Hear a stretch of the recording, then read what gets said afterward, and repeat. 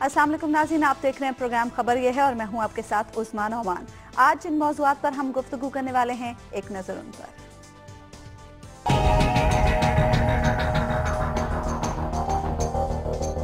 मौलाना फजलुर रहमान डट गए। वजीर आजम से मुलाकात के बाद भी तहरीक इंसाफ को डीसीट करने की करारदाद वापस न लेने का फैसला।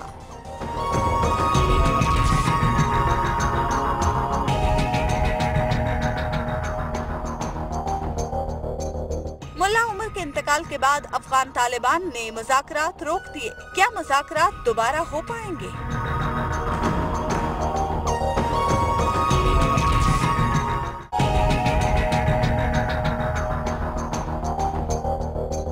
वज़ीर आज़म नवाज शरीफ अक़वाम मुत्तहिदा की जनरल असम्बली के इजलास में रॉ की दहशत गर्दाना सरगर्मियों का मामला उठाएंगे। कौमी असम्बली में वज़ारत ख़ारजा का तहरीरी जवाब।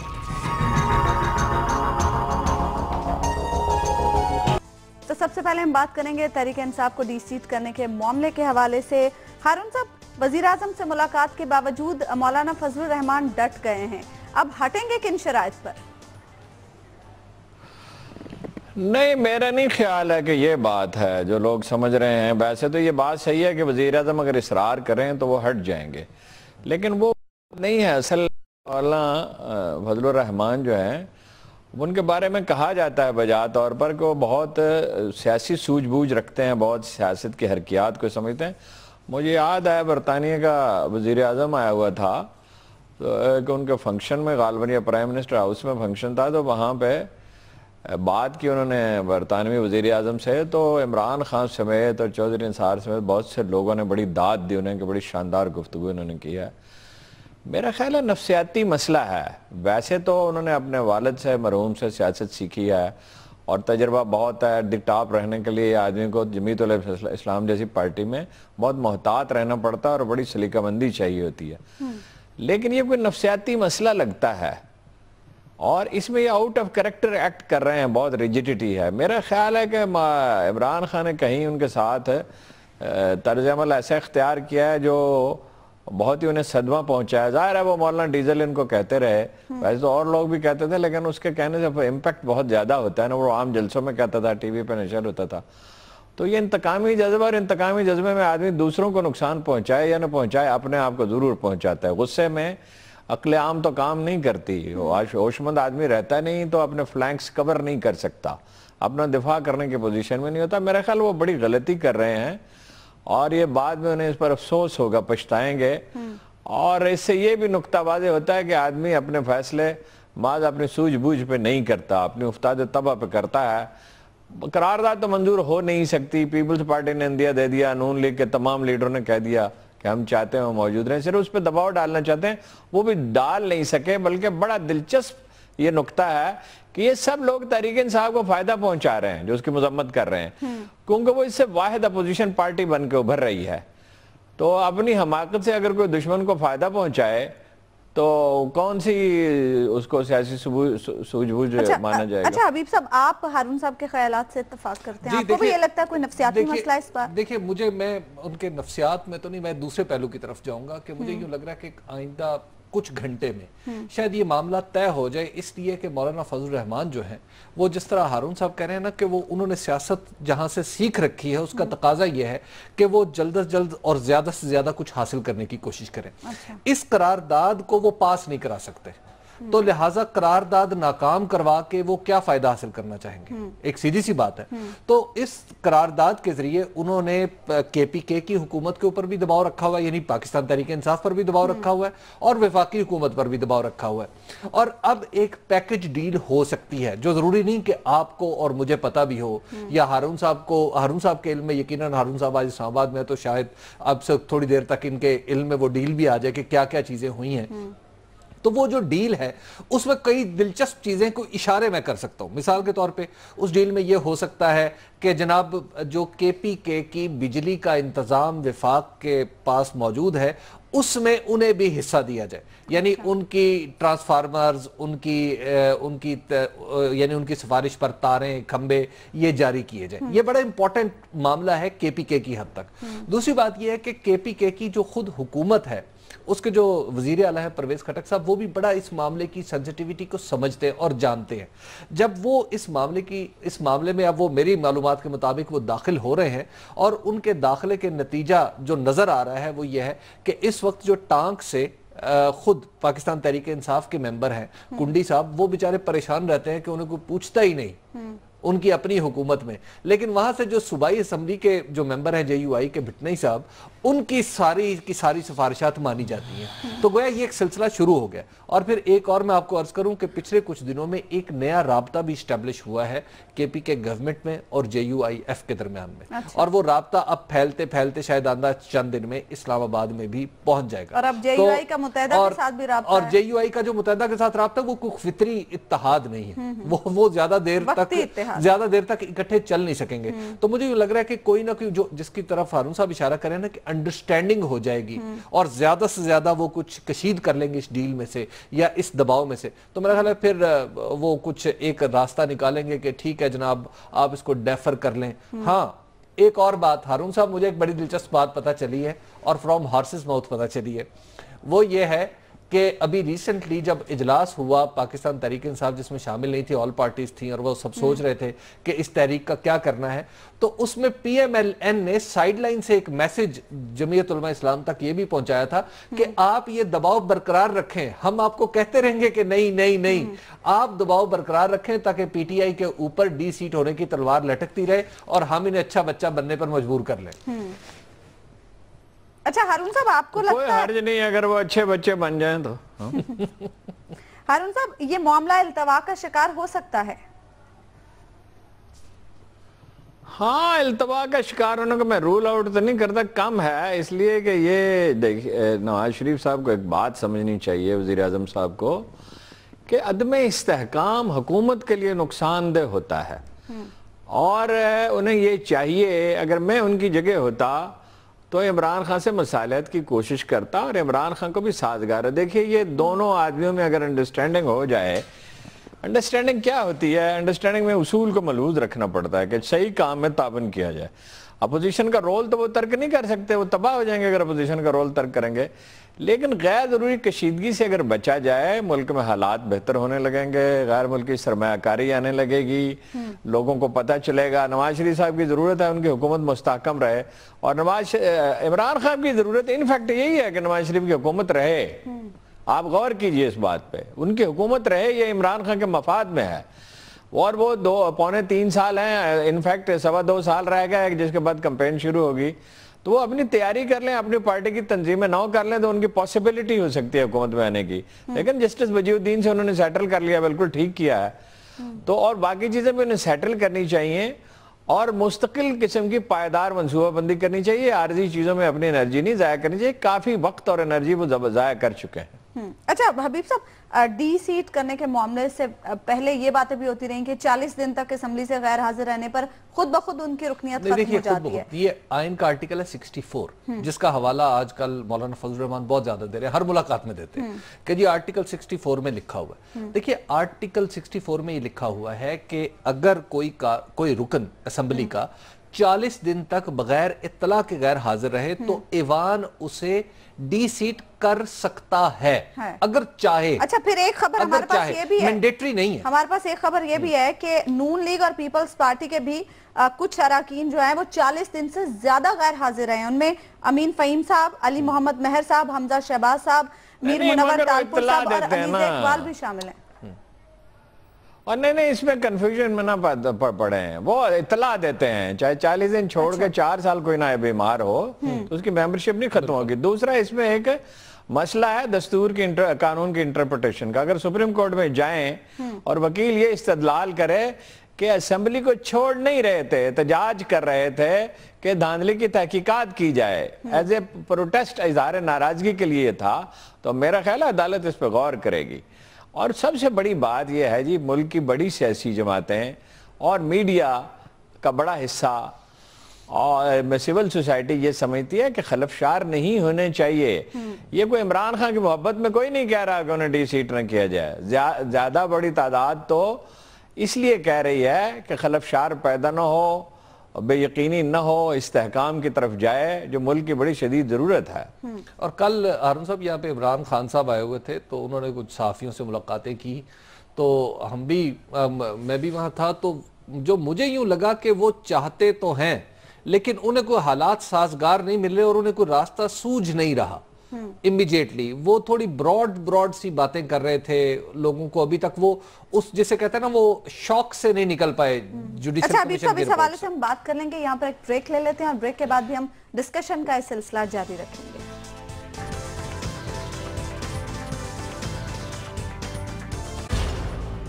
ویلکم بیک ناظرین، بریک پر جانے سے پہلے ہم بات کر رہے تھے تحریک انصاف کو ڈی سیٹ کرنے کے معاملے کے حوالے سے۔ حبیب صاحب آپ بات کر رہے تھے کہ خان صاحب کچھ الجھے دکھائی دے رہے تھے، انہیں کچھ جی وہ کچھ کنفیوز لگ رہے تھے کہ انہیں یہ سمجھ نہیں آ رہا تھا کہ وہ اگلا قدم ان کا کیا ہوگا۔ جب ان سے یہ سوال کیا گیا تو انہوں نے کہا کہ جناب میں کے پی کے پر توجہ دوں گا، میں پنجاب کے اندر پارٹی کی تنظیم 9 پر توجہ دوں گا، جو ہارون صاحب بار بار آپ کو پتہ نا وہ کہتے رہے، تو لیکن بہرحال تو وہ وہاں پر یعنی ایک کنفیوژن تھی۔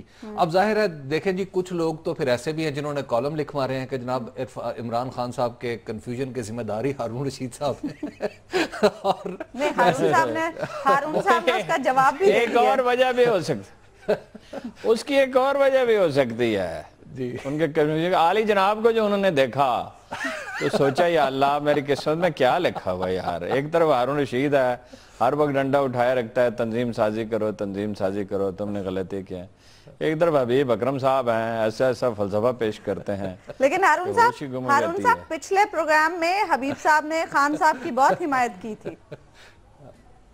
ہاں تو میں نے پوچھا تھا نا کہ قیامت قریب ہے کوئی۔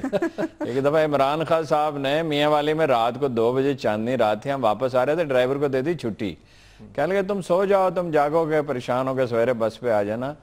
تو میں اور ہارون رشید چلتے ہیں تو وہ ایک آدمی آیا پیٹرول پمپ پہ تو اس کو 100 روپے نکال کے دیے خان صاحب نے۔ وہ آدمی بڑا دلچسپ تھا، کہنے لگا خان صاحب کبھی ہمارے پاس چائے پیئے؟ ادھر چلتا ہوا پیدل آیا، میں بڑا حیران ہوا، عجیب آدمی ہے کیسی بے تکلفی کا مظاہرہ کر رہا ہے، اور پھر کہنے لگا کچھ پیسے تو دیں، اس کو فوراً بعد یہ کہہ دیا، پہلے تو مہمان نوازی کی پیشکش کر رہا تھا، تو خان صاحب نے اس کو 100 روپے دیا۔ میں نے کہا قیامت قریب ہے؟ کہنے لگے کیوں؟ میں نے کہا ایسا واقعہ میں نے پہلے تو کبھی نہیں دیکھا تھا۔ ہو سکتا ہے اس وجہ سے کنفیوز ہوں کہ میرے ساتھ کیا ہو رہا ہے۔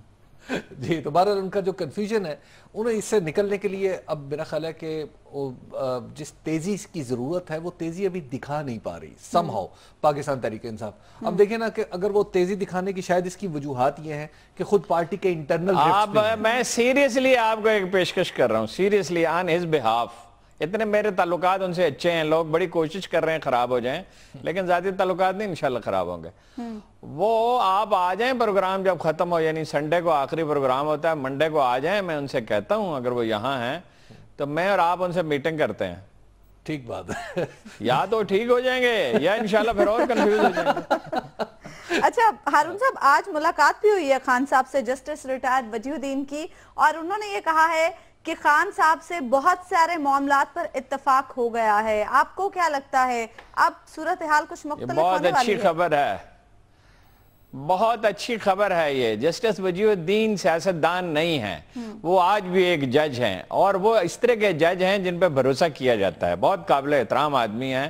شاید وہ نزاکتوں کو اتنا نہ سمجھتے ہوں، ممکن ہے بعض نزاکتوں کا ادراک نہ انہیں جو سے پولیٹیکل امپلیکیشنز ہیں، لیکن وہ ایک خیرخواہ آدمی ہیں اور وہ کسی ذاتی وجہ سے نہیں رائے قائم کرتے۔ میں نے دیکھا ہے ان سے کئی دفعہ تقریبات میں ہی اگرچہ ملا، لیکن لمبی گفتگو کرنے کا موقع ملا، علیحدگی میں بھی ایک آدھ دفعہ چائے کی پیالی پہ ان سے بات ہوئی، کچھ اور دوست بھی تھے موجود۔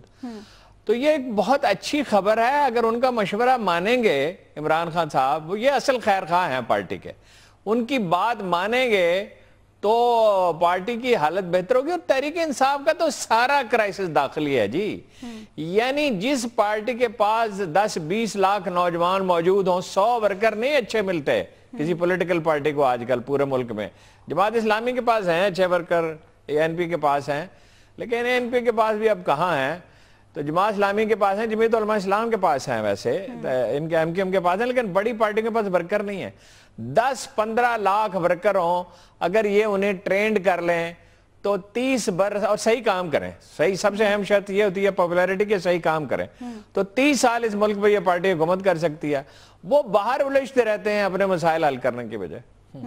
اچھا हबीब साहब, जस्टिस रिटायर वजीउद्दीन साहब ने यह भी बताया है कि पार्टी ओहदों के बराह रास्त इंतखाब पर भी इत्तफाक हुआ है। आपको लगता है कि इस बार ये मुमकिन हो देखिए, पाएगा? मेरी राय इस पे इलेक्शन, सियासी जमातों के इलेक्शन के हवाले से बिल्कुल मैं थोड़ी सी माजरत चाहूंगा कि अलग है जो आम तौर पे राय बयान की और जाती खास है। तौर पर तहरीक इंसाफ तहरीक इंसाफ नहीं, मैं जनरली मैं एक अच्छा। प्रॉपर जो देखिए, सियासी जमातों में इलेक्शन उस अंदाज से नहीं हो सकता या उस शफाफियत के साथ नहीं हो सकता जिस अंदाज में आपका आम इलेक्शन होता है। हम असल बात ये है कि आम इलेक्शन की देखिए, शफाफियत हम पर भी आम उठते हैं। इलेक्शन का जो पैमाना है वो उठा के रख लेते हैं सियासी जमातों पर, और सियासी जमातों पर हमारे यहाँ की जो सियासी जमातें हैं ये लीडर बेस्ड हैं। पाकिस्तान तहरीक इंसाफ की ताकत जो है वो इमरान खान है, इसी तरह पीएमएल की ताकत जो नवाज शरीफ साहब तस्लीम कर रहे हैं हबीब जब साहब। तो लिहाजा इस तरह के मैं इलेक्शन पे जोर हबीब देना साहब, एक और मेरे जहन में आपकी बात सुनते हुए ख्याल मुझे आया है, ये पॉसिबल है कि अगर आप नामजदगियां ठीक कर दें, जनरल काउंसिल से इजाजत ले लें, मैंडेट ले लें और सही नामजदगियां कर दें। सही का तरीका यह है कि वसी तर मशावरत, और उसमें मसलहत से काम ना लिया जाए कि फलां ग्रुप को खुश रख रहे हैं और फलां लीडर को खुश रख रहे हैं। बस देखिए, एक मेरिट तय कर लें और वो एक कमेटी बना दें कि साइंसी तरीके से काम करें। और जब आप नामजदगियां सही कर देंगे उसके बाद बराह रास्त इलेक्शन करें। बराह रास्त इलेक्शन का तो फैसला हो चुका है, इसमें कोई डाउट नहीं है। मेरी इमरान खान से बात हुई थी इस पे, उसने कहा हो चुका है फैसला, बराह रास्त इलेक्शन जब भी होगा बराह रास्त होगा, बिलवास्ता नहीं होगा। तो नामजदगियां अगर सही कर दें और उन्हें 6 महीने काम करने दें तो वही लोग इलेक्ट हो जाएंगे बिल्कुल दोबारा। ये दरमियानी रास्ता हो सकता है मेरे ख्याल में। तो ये जो वैसे तो जो जिस अंदाज से प्रेशर क्रिएट हुआ पड़ा है खुद पाकिस्तान तहरीक इंसाफ के अंदर के, जी इलेक्शन आपका ठीक नहीं था, इलेक्शन यूं नहीं था, देखिए वहां पर हमें मानना पड़ेगा कि वहां पर फैसला साजी के अमल में इमरान खान साहब का गैर मामूली रसूख है। इमरान खान साहब के सामने ऐसे लोग जो दलाइल और हालात का दुरुस्त तज्जिया दलाइल के साथ पेश कर सके, उनकी तादाद कम है। अच्छा। अब वहां पे ऐसे लोगों की जरूरत होगी जो तजर्बाकार भी हो, जिन्हें समझ भी हो। अब देखिए, आप इसकी मिसाल ले लीजिए केपीके की गवर्नमेंट में। केपीके की गवर्नमेंट में इब्तदा में जब गवर्नमेंट बनी तो वहां से जहांगीर तरीन साहब को और बहुत सारे दूसरे लोगों के खिलाफ एक बगावत का सा समा पैदा हो गया। उसकी वजह यह थी कि इनका जो हुकूमती तजुर्बा था वो स्पेशल असिस्टेंट होने का या विफाकी वजीर होने का वो इतना काफी नहीं था कि वो एक सूबे की पेचीदगियों को, और वो भी अजनबी सूबे की पेचीदगियों को समझ सके। तो लिहाजा समझने वाले लोग जब खान साहब के इर्द गिर्द आएंगे तो आप देखेंगे कि बहुत जल्दी वो इस क्राइसिस से निकल जाएंगे जो बज़ाहिर लग रहा है कि अभी पार्टी के आसाब पर सवार है। और जाहिर है उसमें मौलाना फजलुर रहमान और एमकेएम तो अपना यही बात कि अभी रायशुमारी में 4 दिन बाकी हैं, मंगल को दोबारा इजलास होगा और इस पर रायशुमारी होगी। मौलाना साहब उससे पहले ही पीछे हट जाएंगे? मेरा ख्याल है मामला तय हो जाएगा। अच्छा। मैं देखिए, मेरा गुमान यह है जो अब तक की इंफॉर्मेशन, सियासत में हमेशा से हम देखते कोई भी इत्तला हतमी नहीं होती, क्योंकि एकदम हालात के साथ साथ फिर फैसले भी बदल जाते हैं। मेरी अब तक की इत्तला यह है कि एक पैकेज डील हो रही है और मौलाना उसके लिए मुशावरत कर रहे हैं। अच्छा हारून साहब, ये भी इत्तलात हैं कि मुस्लिम लीग नून इसे डेफर करना चाहती है, यानी तलवार पाकिस्तान तहरीक इंसाफ के सर पर लटकती रहे। गलती करेगी अगर ऐसा करेगी। कशीदगी हुकूमत को साजगार नहीं होती। भुट्टो साहब इसी की नजर हुए, गहरा तजिया करने से लोग गुरेज करते हैं, एक बात को ले लेते हैं कि भुट्टो को फांसी दी गई। बेशक फांसी दी गई और बेशक वो अपनी जगह बहुत बड़ी सदमे की बात थी और सभी के लिए थी, वैसे उनके हामियों के लिए थी। बहरहाल किसी शख्स का फांसी पा जाना कोई खुशी की बात तो कभी भी नहीं होती। तो लेकिन वो क्या था कि मुखालफीन के लिए उनका भुट्टो साहब का मुस्तकिल मैसेज ये था कि अगर मेरे पास ताकत होगी तो मैं तुम्हें जीने नहीं दूंगा और जिंदा रहोगे तो ह्यूमिलेट होकर जिंदा रहोगे। तो ये बड़ा तबाहकुन होता है, आप अपने आप को खतरनाक बनाकर पेश न करें। देखिए, अच्छा आदमी कौन है? रसूलुल्लाह सल्लल्लाहु अलैहि वसल्लम ने फरमाया जिससे लोग भलाई की उम्मीद रखते हो। ये मफहूम है, ये एग्जैक्ट हदीस नहीं है, ये उनके एक इरशाद का मफहूम है। अच्छा वो है जिससे लोग हुस्न ज़न रखते हो, भलाई की उम्मीद रखते हो। और ये भी रसूलुल्लाह ने कहा कि इंसानों में से बदतरीन लोग वो है जिसके शर की वजह से लोग उसकी इज्जत करें। तो ये कौन सी अप्रोच है जी? यानी मियां साहब को भी अब इस मामले पर बड़ेपन का सबूत देना होगा। देखिए, वो बड़ेपन का सबूत दे रहे हैं। मैं ये वाज़ेह कर दूं, वो कोशिश कर रहे हैं कि किसी भी तरीके से ये मामला हल हो जाए, लेकिन जो इस वक्त उनके सामने जो चीज पेंट की जा रही है वो कुछ इस तरह की भी। देखिए, जब बात गुफ्तगू होती है तो उस गुफ्तगू में एक मौका ऐसा आया जिसमें ये दलील देने वाले MQM वाले भी थे और उसमें मौलाना फजल रहमान ने तो अपना वो शिकवा भी निकाल के पेश किया ना कि जब वो जी तरमीम हो रही थी फौजी अदालतों वाली, तो उस वक्त हमने कहा था कि फौजी आप दहशतगर्दी सिर्फ कर दे, मजहबी दहशतगर्दी का लफ्ज इस्तेमाल ना करें, तो उस वक्त भी आपने हमसे वादा खिलाफी की थी। अच्छा, वो जो तज्जिया करके वजीर आज़म को पेश कर रहे हैं वो ये है कि जनाब फर्ज करें ये जो तहरीक इंसाफ है ये आराम से नहीं बैठेगी। अब ये जब इसने आराम से नहीं बैठना, आपको टेंशन देनी है निजाम, तो आप भी इनके सर पे आप भी इनको टेंशन दे। अच्छा, वो वजीर आज़म को ये बेचने की कोशिश कर रहे हैं। एक ब्रेक ले लेते हैं यहाँ पर नाज़रीन, और ब्रेक के बाद भी हम डिस्कशन का सिलसिला जारी रखेंगे।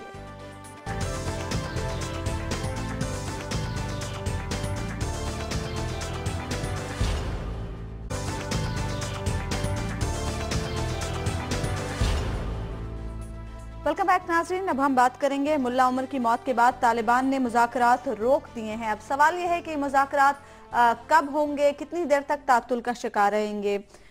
हबीब साहब, एक और भी खबर अब से कुछ देर पहले हम देख रहे थे कि तालिबान ज़राए इस बात की भी तस्दीक कर रहे हैं कि जलालुद्दीन हक्कानी भी 2013 में ही वफात पा चुके हैं। क्या सोच समझ कर इस वक्त का इंतखाब किया गया है कि पहले मुल्ला उमर की मौत की तस्दीक की गई और अब जलालुद्दीन हक्कानी की मौत की तस्दीक की गई? देखिए, मुल्ला उमर की जो वफात है उसकी तस्दीक तो तालिबान ने बहुत बाद में की, पहले ये खबर लीक हुई। तो जब लीक हुई तो प्रेशर इतना ज्यादा इंटरनेशनल और मीडिया का आ गया कि जिसके नतीजे में तालिबान को अल्टीमेटली ये वजाहत करना पड़ी कि जनाब उनकी तो वफात हो चुकी है, और उन्होंने कहा कि जनूबी अफगानिस्तान में वो फौत हुए थे। अब उसके बाद मुल्ला उमर की वफात के बाद जितनी भी वफातें या इंतकाल इन्होंने छुपा रखे थे या किसी वजह से वो आम नहीं थे, अब वो सबको बताए जा रहे हैं, ताकि एक तो ये है कि उन लोगों की कुछ और भी उन सबको एक आध शायद और भी आप एक्सपेक्ट कर सके। देखिए, जो जलालुद्दीन हक्कानी साहब थे वो बड़े मुअम्मर थे, और उनकी वफात मतलब वो उम्र के इस हिस्से में थे जहां पे एक तवक्को की जाती है कि जनाब ये बिल्कुल अपनी उम्र के आखिरी हिस्से में, बाकी तो असल बात तो अल्लाह ताला के यहाँ है ये मामला। तो उसमें तो उन्होंने मुनासिब समझा कि जनाब एक ही दफा ये सारा काम खत्म कर दिया जाए, ताकि उसके बाद फिर उनकी क्रेडिबिलिटी बन जाए, क्योंकि तालिबान की क्रेडिबिलिटी पर भी तो उंगलियां उठ रही है ना कि आपने इन अमवात को इतना अरसे तक छुपाए रखा, और आप एक सिग्नल देते रहे। ईद उल फितर पे भी आपने एक बयान जारी किया जिसमें कहा जी जिसमें आपने मुज़ाकरात की हमायत की, हालांकि उस वक्त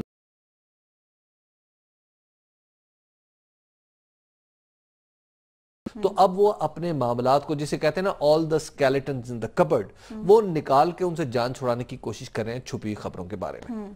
तो ये है मामला। अच्छा, एक और चीज, अब चूंकि जलालुद्दीन हक्कानी भी नहीं रहे, मुल्ला उमर भी नहीं रहे, यकीनन अब जो कमांडरशिप है नए लोगों के हाथ में है।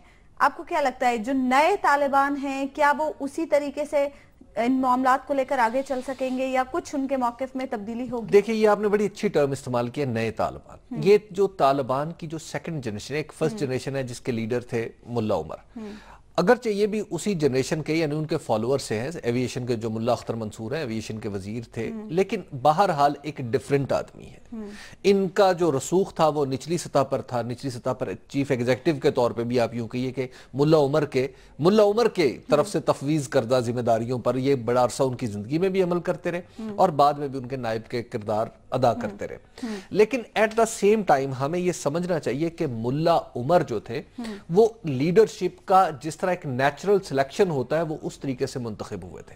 यानी उन्होंने काम का बीड़ा तने तनहा उठाया कि मैं अफगानिस्तान में अमन लाऊंगा और जितने वार लॉर्ड्स हैं इनसे लड़ूंगा, तो लिहाजा मैं तो चल रहा हूं जिसको मेरे साथ आना। अच्छा, हारून साहब से बात कर लेते हैं। हारून साहब, पिछली बार जब हम मुज़ाकरात के हवाले से डिस्कशन कर रहे थे तो हमने कहा था कि अब ये मुज़ाकरात नतीजा खेज मरहले में जाते दिखाई दे रहे हैं, लेकिन मुल्ला उमर की मौत के बाद अब तालिबान ने ये मुज़ाकरात रोक दिए हैं। आपको मुज़ाकरात का ये ऊंट किस करवट बैठता ये नहीं हमने कहा था, ये नहीं हमने कहा था नतीजा खेज। मैं जहां तक मुझे याद है मैंने तो ये कहा था कि बामानी है। हबीब साहब की ये नतीजा खेज तो वक्त लगेगा ना होने में, क्योंकि ये अफगानों के मुज़ाकरात कोई आसान मुज़ाकरात नहीं होते।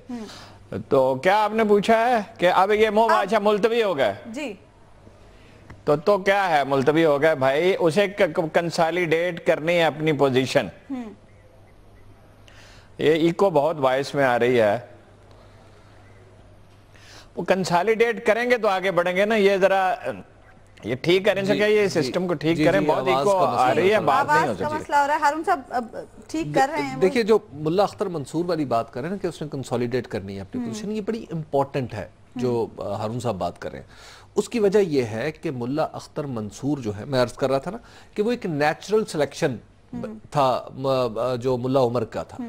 ये एक बाकायदा इंतखाब है, चंद लोग बैठे उन्होंने इंतखाब किया, तो लिहाजा इनकी जो मॉरल अथॉरिटी है या उनकी जो शख्सियत का करिश्मा है वो उतना मुअस्सर नहीं होगा जितना मुल्ला उमर का है। अच्छा, अब सूरत हाल ये है कि मुल्ला अख्तर मंसूर जब बने तो उनके साथ एक पैरेलल नाम भी चल रहा था, मुल्ला अब्दुल गनी बिरादर का। मुल्ला अब्दुल गनी बिरादर पाकिस्तान में गिरफ्तार भी हुए थे और फिर उन्हें छोड़ दिया गया। तो मुल्ला उमर की पॉलिसी ये थी कि जो लोग गिरफ्तार हो जाते थे या और फिर बाद में छूट जाते थे तो उन्हें अपने रैंक्स एंड फाइल्स में जगह नहीं देते थे। ये मुल्ला अब्दुल गनी बिरादर लेकिन बहुत मोहतरम नाम था, इनका नाम भी है कि इनकी तरफ रुजू किया जाए, लेकिन उन्होंने उसी पॉलिसी को, शूरा ने कहा कि जनाब हम मुल्ला उमर की पॉलिसी को फॉलो करेंगे और अब्दुल गनी बिरादर को मुंतखब नहीं करेंगे। तो मुल्ला अख्तर मंसूर की जो इस वक्त आज की सूरत हाल है वो ये है कि आज जो तालिबान की शूरा है, यानी आप मुल्ला अख्तर मंसूर की आप उनकी रसूख का अंदाजा लगाइए कि वो शेकी हैं थोड़े से।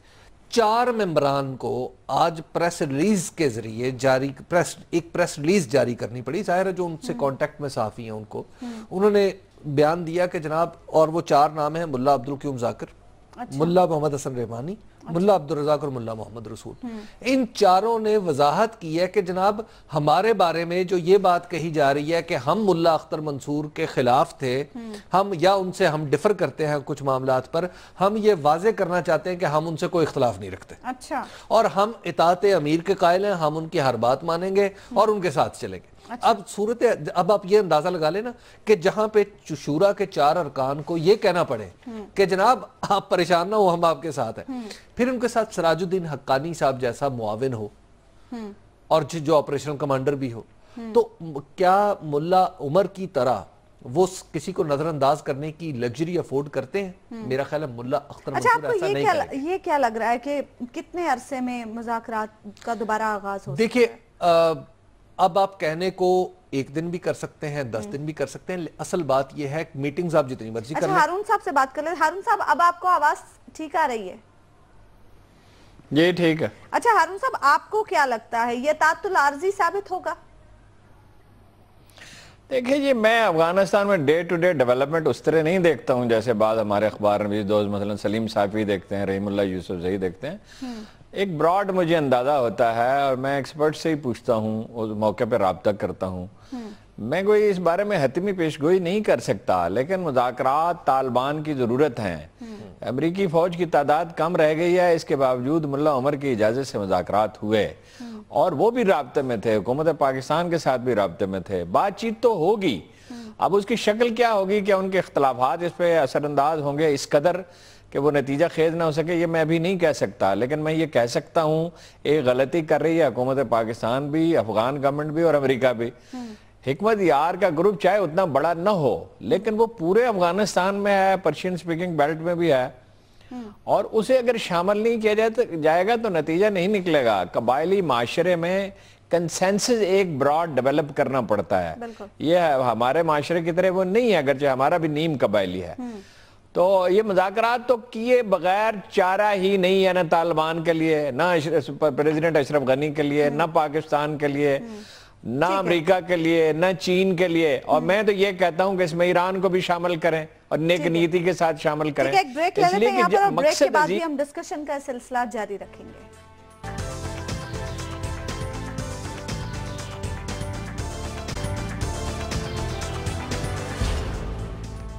वेलकम बैक नाज़रीन। अब हम बात करेंगे पाकिस्तान की जानिब से सिफारती जंग तेज करने के हवाले से फैसला कर लिया गया है और भारतीय दहशतगर्दी को अक़वाम आलम के सामने बेनकाब करने के हवाले से तैयारियां जारी हैं। हारून साहब, मुशीर खारजा सरताज अजीज ने कौमी असम्बली में आज एक तहरीरी जवाब जमा कराया है जिसमें ये कहा गया है कि वजीर आजम सितंबर में जनरल असम्बली के सामने ये मामला उठाएंगे। आपको लगता है कि ये सिफारती जंग अब सिर्फ लफ्फाजी तक ही महदूद रहेगी, अमली तौर पर भी कुछ हो सकेगा? देखिए, इंडिया के मामले में एक चीज समझ लेनी चाहिए, अगर ताल्लुकात उनसे ठीक रखने हैं और ठीक रखने चाहिए पड़ोसियों के साथ ताल्लुकात, टारगेट ये होना चाहिए कि फाइनली हमारे उनके ताल्लुकात न सिर्फ ठीक हो जाएं बल्कि मुस्तकिल तौर पे ठीक रहें। तो आपको एक दफा एक एग्रेसिव सस्टेन्ड कैंपेन करनी होगी फॉर मैनी ईयर्स, परहैप्स 2-3 साल एक कैंपेन करें। इंडिया की बहुत वीकनेसेस हैं, हमारा मुकदमा बहुत मजबूत है, अंदर वो आबादी के साथ सलूक बहुत बुरा करते हैं, ह्यूमन राइट्स वायलेशन बहुत बहुत शदीद हैं, पाकिस्तान से कहीं ज्यादा शदीद हैं, कश्मीर की आज़ादी का मसला है, सिखों के मसाइल हैं, बेशुमार चीज़ें हैं। और ये राह वाला जो मामला है जो मशरकी पाकिस्तान से उन्होंने शुरू किया और यहाँ भी सिंध में करते रहते हैं, और हमारी सियासी पार्टियों में अस्करी विंग खड़े किए, उनकी ट्रेनिंग की, सिर्फ MQM की नहीं की, कोई सिंधी कौम परस्तों की भी उन्होंने किया है, दादू से लेकर बम्बई तक थे उनके ट्रेनिंग कैंप थे, उसकी बहुत तफसीलात मौजूद हैं हुकूमत पाकिस्तान के पास। ये एक दफा जब तक उन्हें आप घुटने टेकने पर मजबूर नहीं करेंगे इंटरनेशनल कम्युनिटी में, उस वक्त तक ठीक नहीं होंगे। मकसद ये नहीं होना चाहिए कि हमने इंडिया को तबाह करना है, उनकी तबाही से हमें क्या हासिल होगा। हम मकसद यही होना चाहिए कि ताल्लुकात खुशगवार हों, और उसके लिए उन्हें ये मालूम होना चाहिए कि हम हमें वो नुकसान पहुंचाएंगे तो वो एक्सपोज होंगे और खराब होंगे दुनिया में। ये जब तक इस नुक्ते को नहीं समझा जाएगा, जैसे नवाज शरीफ साहब करते हैं ना बेताबी के साथ, फटाफट उठ के चले गए, किसी से मशवरा भी नहीं किया, मशवरे से पहले ही नरेंद्र मोदी को कह दिया मैं आ रहा हूँ। वो अख्तर शिरानी के बारे में एक बड़े पॉपुलर शायर होते थे एक जमाने में, और खुद अल्लामा इकबाल के जमाने में वो पॉपुलर थे, उसके फौरन बाद के जमाने में और भी ज्यादा। तो उसके बारे में एक नक्काद ने कहा था वो इस तरह वसल की आरजू करता है जैसे बच्चा टॉफी मांगता है। इस तरह नहीं होता है दुनिया में। अच्छा, विसाल यार फकत आरजू की बात नहीं है। आप अपना मकसद जब हासिल करना चाहते हैं तो सिर्फ ख्वाहिश की शिद्दत से नहीं हासिल कर लेते। ये हमारे वजीर आजम साहब का एक कमजोर पहलू है। अच्छा पहलू ये है कि वो ताल्लुकात में वाकई बेहतरी चाहते हैं और नेक दिली से बात करते हैं। जब इंडिया से बात करते हैं कोई बैड इंटेंशन नहीं, ठीक है, बात चीजों पे एतराज भी हो सकता है, तो मगर ये जब तक आप वो कहा जाता है कि अपने दुश्मन को समझो, दोस्तों को भी वैसे तो समझना चाहिए, दुश्मनों को समझना चाहिए। हजरत उमर फारूक आजम ने कहा था जिससे नफरत करते उससे डरते रहो। डरना यही है, यानी इंतहा दर्जे की एहतियात मुराद ये है। तो ये हमारी पॉलिसी की बुनियाद मजबूत नहीं है। नफरत पे नहीं होनी चाहिए, कुदूरत पे नहीं होनी चाहिए। नफरत और कुदूरत तो कोई अच्छी चीज अच्छा, हबीब साहब आपको मगर खुशफहमी पे तो बिल्कुल ही नहीं होनी चाहिए। देखिए, खुशफहमी पे भी नहीं होनी चाहिए। मुझे यूं लगता है कि देखिए मैं सियासियात आलम का एक अदना सा तालिब इल्म हूं, लेकिन मेरे ज़हन में एक सवाल है। वो सवाल ये है कि ये ऐलान करने की क्या जरूरत है कि सितंबर में हम ये करेंगे। डेढ़ महीना टाइम देने की क्या जरूरत? आप दुश्मन को अलर्ट कर रहे हैं कि वो काम शुरू कर दे। मतलब मुझे ये समझ नहीं आई कि आप कह रहे हैं कि सितंबर में नहीं समझ आई है ना। बिल्कुल गलत पॉलिसी है ये, गैलरी प्ले करने के लिए बिल्कुल समझ में आती है, गैलरी प्ले करने के लिए। यानी आप उन्हें ये कह रहे हैं कि हमारे खिलाफ तैयारी शुरू कर दें। दरअसल ये आमकाना बात आप कर रहे हैं। मतलब हमें ये नहीं करना चाहिए था, नहीं, हमें उन्हें वक्त नहीं देना चाहिए था। हम या तो खामोश रहते, और अगर खामोश नहीं रह सकते थे तो उससे पहले हम कैंपेन करते। हम सेक्रेटरी जनरल को, UN के हमको खत लिख चुके होते, हमको इस तरह का काम कर चुके होते कि जनाब देखिए ये हो रहा है, हम सूरत हाल को आपकी सामने रख रहे हैं, हम ताकतों को जो सलामती कौंसिल के मुस्तकिल अरकान हैं, हम उन तक पहुंचते हैं। हबीब साहब, हमें उन्हें भी वक्त नहीं देना, हमारे पास खुद भी वक्त कम है। आपकी खबर की जाने बात है जी। आज जो मैं आपको खबर देना चाह रहा हूं वो है स्पोर्ट्स के हवाले से। अच्छा। देखिए जी, स्पोर्ट्स पे आपको पता है कि हम हर साल 1 अरब रुपया स्पोर्ट्स पे अदर देन क्रिकेट हम खर्च करते हैं। अच्छा, अदर देन क्रिकेट 1 अरब रुपया। और हमारे स्पोर्ट्स की हालत आपके सबको पता है कि हम चेस में, हम हॉकी, अब कोई भी चीज उठा के देख ले, हॉकी में तो फिर हम 10वें नंबर पे हैं। देखिए आज मैंने जब इस पे तहकीक की तो हमारे यहाँ 39 फेडरेशन हैं। अच्छा। स्पोर्ट्स की मुख्तलिफ स्पोर्ट्स है, उसमें कराटे भी है, उसमें वुशू भी है, उसमें सॉफ्ट बॉल भी है, उसमें जूजित्सु भी है, यानी कराटे सब कई किस्म के खेल हैं जिनके छोटी छोटी फेडरेशंस बनाई गई हैं। और इन सब को हर साल सरकार जो है वो पैसे देती है कि जनाब आप ये पैसे पकड़ें और इस पर्टिकुलर खेल की प्रमोशन का काम करें। अब पोजीशन ये है कि फेडरेशंस तो रोती रहती हैं कि हमें पैसे नहीं मिलते। देखिए ये फेडरेशंस, यही इसमें मजे की बात है, फेडरेशंस ये है कि मैंने जब कवानीन का और फिर दूसरा कुछ अंदरूने खाना लोगों से बात की तो उसमें हारून साहब बड़ा दिलचस्प इंकशाफ हुआ कि अगर आप, मैं और उस्मा नुमान मिलके पाकिस्तान लूडो फेडरेशन भी बना लें, अच्छा, तो ऐन मुमकिन है हम चंद लाख रुपया साल की उस फेडरेशन की ग्रांट मंजूर करवा लें, हमें एक कमरा भी किसी जो स्पोर्ट्स कॉम्प्लेक्स में मिल जाएगा, कुछ स्टाफ भी मिल जाएगा, गाड़ियां भी मिल जाएंगी और फिर मामला इस तरह चलेंगे। बड़ा नेक ख्याल पेश करें। आप देखिए, अच्छा नहीं वो हम तो बनाएंगे नहीं, चूंकि हम ये काम करते नहीं है, लेकिन ये आप लिख लेंगे, ये कोई ना कोई अभी बनाएगा और हो सकता है इसी हफ्ते बनाए। अच्छा, और किसी एनजीओ को इसे हो सकता है स्कैंडिनेविया से पैसे भी मिलने लगे। अच्छा, और जितनी ये फेडरेशंस हैं ये हमारा सरकारी पैसा लेती हैं और कईयों के, मिसाल के तौर पे अब मैं आपको बताऊं मजे की बात, साइकिलिंग फेडरेशन है, एक साइकिल जो इंटरनेशनल रेस में चलती है वो कई 7-8 लाख रुपए की साइकिल है, 16 लाख रुपए उसको देते हैं साल का, तो वो उसके खर्चों में चला जाता है। तो लिहाजा अब बात यह है कि मैंने जनाब बात की है तो है सूरत हाल। अब इस सूरत हाल से निमटने के लिए फेडरेशंस के, आप यूं कहिए कि उनके गिर्द अब शिकंजा टाइट होने वाला नहीं, अब राना अफजल साहब हैं इस कमेटी के मेंबर, जो इंटर प्रोविंशियल कमेटी है, नहीं उसके तहत आता है स्पोर्ट्स बोर्ड। अब जनाब वहां पे सूरत हाल ये है कि वो इन फेडरेशंस को टाइट करेंगे और ऐन मुमकिन है कुछ फेडरेशंस को तोड़ के असरे नो नया बनाया जाए। अच्छा, और उन फेडरेशंस को जब नया बनाया जाएगा तो उसके बाद ही इनके फंड्स का इजरा किया जाएगा। तो लिहाजा ये एक कम अज कम यूं समझिए कि फंड्स की मुसलसल निकासी के सामने एक डक्का लगाने की कोशिश है। अल्लाह करे कामयाब हो जाए। ठीक है नाज़रीन, प्रोग्राम का वक्त खत्म हुआ, आपसे मुलाकात होगी इंशाल्लाह कल अल्लाह ने के बाद।